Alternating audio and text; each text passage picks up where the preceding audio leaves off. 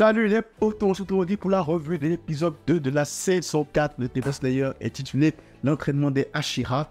Et franchement, cet épisode était vraiment sympa. D'entrée de jeu, j'ai envie de dire que je reviens sur mes mots par rapport à cette saison. Parce que s'ils prennent la décision, s'ils prennent la direction que je pense qu'ils vont prendre cette saison, alors cette saison sera quand même beaucoup plus utile que ce à quoi on s'attendait en fait. Pour le coup, cette saison pourrait être vraiment géniale. Mais bon, on y reviendra un peu plus tard. Alors, Tamayo qui se fait inviter, invitation VIP parce que le corbeau lui-même, le corbeau de Ibuyashiki, non Kobayashiki, bref, le grand maître, son corbeau lui-même vient apporter une invitation comme quoi elle est demandée au quartier général des profondeurs. Son expertise est fortement demandée et on voudrait qu'elle travaille avec Shinobu, le pied des insectes, pour pouvoir trouver la potion ou le traitement qui permettra de tuer Muzan. Donc, qui va au début, tout un peu, tu vois, parce que elle, un démon, est-ce que c'est un piège? Un démon, elle est demandée, genre, au quartier général des profondeurs. Donc, un peu, tu vois, elle est un peu, genre, ça, je comprends. Parce que, tu sais pas, peut-être c'est un piège et tout, mais bon, finalement, elle fait confiance et elle dit, ok, on y va. Donc, ça va être une collaboration, une grosse collab entre Shinobu et Tamayo pour pouvoir vaincre Muzan. Et qu'est-ce qu'ils vont nous préparer? Ça, on le saura sûrement beaucoup plus tard. Bref, l'épisode, le cœur de l'épisode, c'est surtout le passé de Gyu qui nous a été révélé. Alors, Tanjiro fait que c'est donné comme mission, avant de pouvoir continuer son entraînement avec les Hashira, de convaincre Gyu, le Hashira de l'eau, de les rejoindre sur le programme d'entraînement, quoi, tu vois. Parce que clairement, à la fin de l'épisode précédent, on avait compris que Gyu n'avait pas forcément envie de s'entraîner avec notre Hashira, quoi, tu vois. Il ne voulait pas, il voulait juste être dans son coin et tout. Et donc, on pensait que c'était une raison juste parce que le gars, en fait, sa personnalité, c'est qu'il est asocial et tout, et qu'il n'a pas forcément envie de dealer avec tout le monde, quoi, tu vois. Mais non, il y a quelque chose de beaucoup plus profond derrière, et c'est Tanjiro qui, en creusant et en étant vraiment, genre, insupportable avec Gyu, le pauvre, il a dû supporter le gars pendant, genre, 3 jours, je pense 3 jours et 3 nuits. Le gars est en train de le harceler à chaque fois. Le mec, il a su garder son calme, mais finalement, il a pu parler à Tanjiro.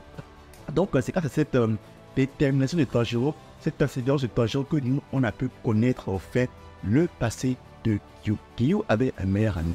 Gyu suivait la formation de profondeur avec un ami qui était vraiment beaucoup plus fort que lui et qui probablement était destiné, avec tout le talent qu'il a, à être le prochain Hashira de l'eau.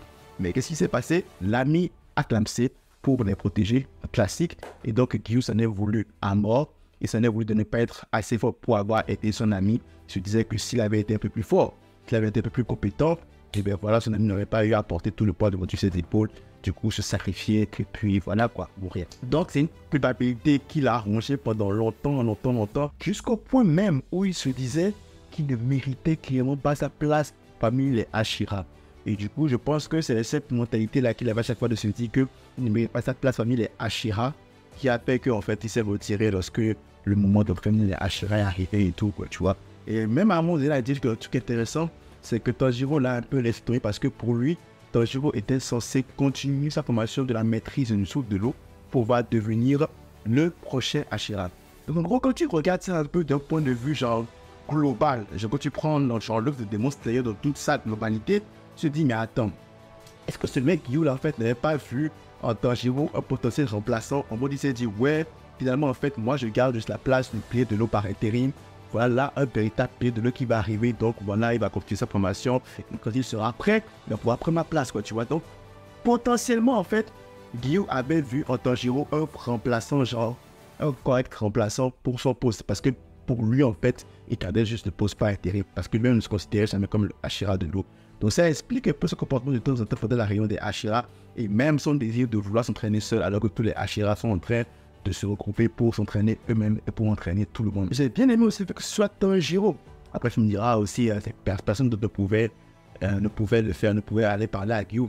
Mais Tanjiro est le mieux placé en fait pour parler à Gyu parce que c'est lui seul qui comprend en fait la douleur de Gyu en ce moment-là en fait. C'est lui seul qui sait en fait par quoi Gyu est passé.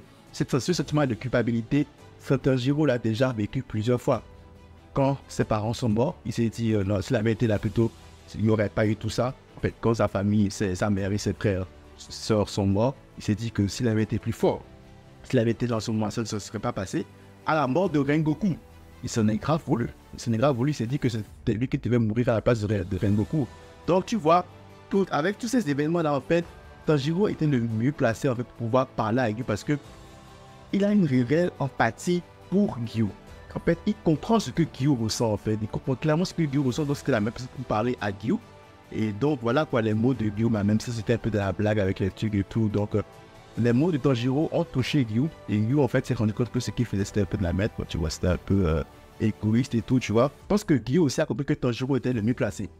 Que Tanjiro savait ce qu'il ressentait et pourtant Tanjiro lui il a continué d'avancer malgré tout et maintenant Tanjiro en fait il voit la vie du bon côté et puis il se dit qu'il ne peut pas lâcher de toujours gagner de l'avant, continuer et avancer.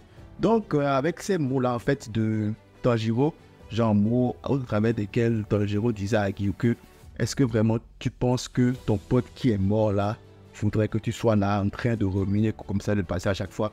Et même Gyu s'est rappelé que le gars l'avait déjà bastonné une fois parce que il avait dit des mots comme ça, des mots genre d'autodestruction émotionnelle en mode je ne mérite pas d'être là, j'aurais dû mourir. Et ce gars l'avait déjà réprimandé une fois. Donc tout ça lui est revenu. Et donc on comprend en fait que ce comportement-là de Gyu en fait vient du fait qu'il essaie d'emmagasiner ses émotions-là tout le temps en lui. Qui fait donc que le réel problème de Gyu en fait était qu'il emmagasinait ses émotions-là et qu'il n'a jamais eu l'occasion en fait de les vivre, il les enfouissait en lui. Et pour lui, en fait, c'était sa faute. Pour lui, il ne devait pas vivre parce qu'il remuait du noir à chaque fois. Et donc, il n'y a jamais quelqu'un qui est venu, en fait, lui dire les quatre vérités et le fait qu'on pense que ce n'est pas de sa faute et qu'au contraire, son pote aurait toujours voulu qu'il soit là. Bref, c'est ce que Tanjiro a fait. Puis, franchement, Tanjiro était la meilleure personne pour parler à Gyu. Et on a aussi pu voir à quel point le mec Tanjiro, il a évolué. Oui, de rien, oui, c'est vrai qu'on a des focus sur Gyu, on nous a exposé le passé de Gyu et tout. Voilà, on a compris un peu pourquoi Gyu est comme ça. Mais mine de rien, cette interaction entre Gyu et Tanjiro nous a fait comprendre à quel point notre ami Tanjiro a évolué. À quel point notre ami Tanjiro a su désormais en fait surpasser, si tu veux, les traumatismes qu'il a eu pendant toutes ses aventures, notamment la mort de ses parents, la mort de Rengoku. Il a quand même gagné en maturité, quoi, tu vois. D'ailleurs, il y a un truc intéressant avec une citation intéressante qui a été dite pendant cet épisode, c'est que c'est seulement les immatures qui n'arrivent pas à contrôler leurs émotions. Et ça, c'était vraiment très, très, très sympa. Ça nous montre encore à quel point Tanjiro, en fait, a gagné en maturité parce que la manière, tu sais, contrôler ses émotions, il est capable d'aller de l'avant malgré tout ce qu'il a vécu jusque-là. Et on sait à quel point la mort de Rengoku a pesé sur Tanjiro. Donc, finalement, voilà, c'était le mieux placé de pouvoir parler à Gyu. Et pour le coup, ça a marché. Cette tentative a marché. Il a pu parler à Gyu. Et désormais, maintenant, Gyu décide justement de pouvoir entraîner les Hashira en tout. Donc, Gyu se considère désormais totalement pilier de l'eau et on va participer enfin à l'entraînement des Hashira. C'est donc voilà, genre c'est des petits problèmes comme ça finalement en fait qui ont pu être réglés grâce à une bonne discussion en bonne et due forme et ça c'est vraiment très très très très bien. Et je sais pas si vous avez remarqué, mais vers la fin de l'épisode, le regard de Gyu a changé. Je sais pas si c'est moi qui vois un peu ça, qui voit ça un peu trop en mode significatif et tout, mais je pense que si vous avez remarqué, le regard de Gyu n'est plus aussi vif qu'il était au début. Là, il y a un peu de la couleur qui est apparue dans ses yeux, donc ça c'est vraiment, c'est pas ça le montre que maintenant, Gyu est prêt pour l'affrontement final. Bref, on arrive à la fin de l'épisode où t'as Shinobu qui voit en fait sa petite soeur ou sa disciple, je sais plus trop, sa disciple, et qui va lui expliquer en fait, qui va lui raconter une histoire. L'histoire de comment en fait un démon a tué sa soeur qui était la présidente des insectes et comment battre ce démon-là. C'est intéressant parce que voilà, ça me ramène à ce que je disais au début de la vidéo. C'est que si cette saison en fait va nous parler de la direction à laquelle je pense, c'est-à-dire que en fait cette saison va nous permettre de découvrir un peu plus sur chacun des Hashira, leur backstory, leur motivation, ça pourrait être intéressant. Ça pourrait être très très bien parce que ça pourrait être une très bonne saison parce que là, on n'aura pas forcément beaucoup de combats, mais on aura beaucoup plus du développement en fait de personnages. Un truc qui n'a pas forcément été vraiment très très bien brossé dans le manga, s'il profite de cette saison en fait pour le faire correctement, ça pourrait être bien. Du coup, ça pourra donner plus de contexte, beaucoup plus de compréhension à certaines choses qui se passeront pendant la bataille finale. Et du coup, c'est en ça que je dis que finalement, en fait, si c'est que ils prennent dans cette direction, en fait, que cette saison soit une saison de développement de personnages, de développement d'histoire et d'intrigue, une saison d'action, alors là, il faut que cette saison-là est la bienvenue et cette saison-là, elle sera très, très, très, très utile pour lui. Voilà, c'est ce que j'avais à dire, cette revue de l'épisode 2 de la saison 4 de Demon Slayer, intitulé l'entraînement des Hashira. Si vous avez aimé la même, c'est pas laquelle ça me fait toujours plaisir. Si vous pouvez abonner-vous, ça fait encore plus plaisir. Merci like, merci partager. On se retrouve très vite pour une nouvelle vidéo. D'ici là, prenez tous soin de vos proches. C'est tout pour moi. À la prochaine.